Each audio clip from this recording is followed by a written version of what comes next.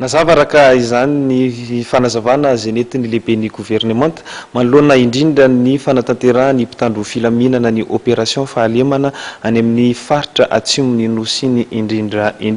zay ny makasika ny vaovao iny fa mba ho tsara kokoa ny fiomanana ny fiatrian'ireo loza voajanahary dia misy ny atrikasa zay tanterahina mandritry ny 2 andro eny amin'ny panorama Andrianarivo, atrikasa zay karakaray ny CPM na ny initiative commune de plaidoyer pour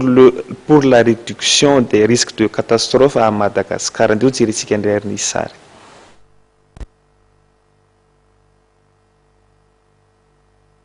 Tombanana ho zato tapitrisa dolara ny tetibidiny fahasimbahana izay ateraky ny fandalovan'ny rivo-doza iray ho an'ny Madagasikara.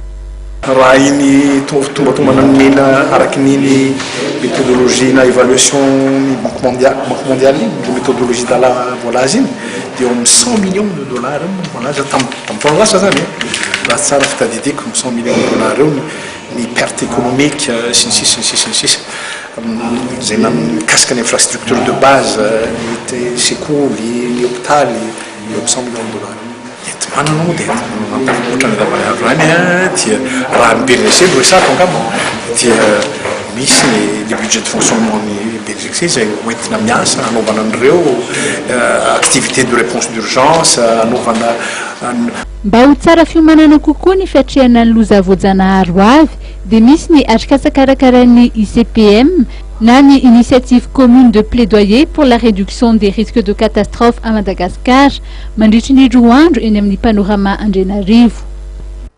Kasanaandro aty mo araka ny fantatsika dia ny ICPM moa manomana azy ICPM le initiative commune plaidoyer amin'ny RNC hiady ny ampiara sy isian'ny RNC araky ny voafaritra amin'ny les conventions de Sendai dia hoe ampidirina amin'ny isan'ambarantonga pahefana ny fitantanana ny loza ka ny androany zao dia fifanakaloza-kevitra ary ifampitana zay lesona ny anarana zay lesona tsara azo tany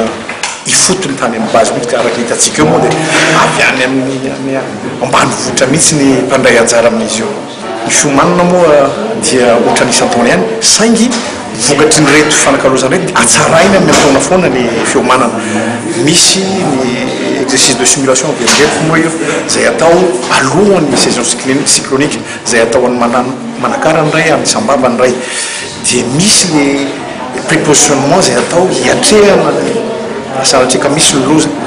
dia reny prépositionnement tsika amin'ireny toerana lazaina fa ao risque reny mety hiatraikany loza voajanahary na tsy loza voajanahary.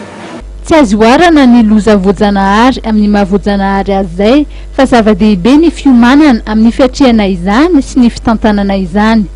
Raha ny fantatra dia efa misy ny volavolan-dalàna mikasika ny PECAD national ho amin'ny fitantanana ny loza na ny stratégie nationale de gestion des risques izay efa napetraka eny anivy ny fiadidinan'ny primature.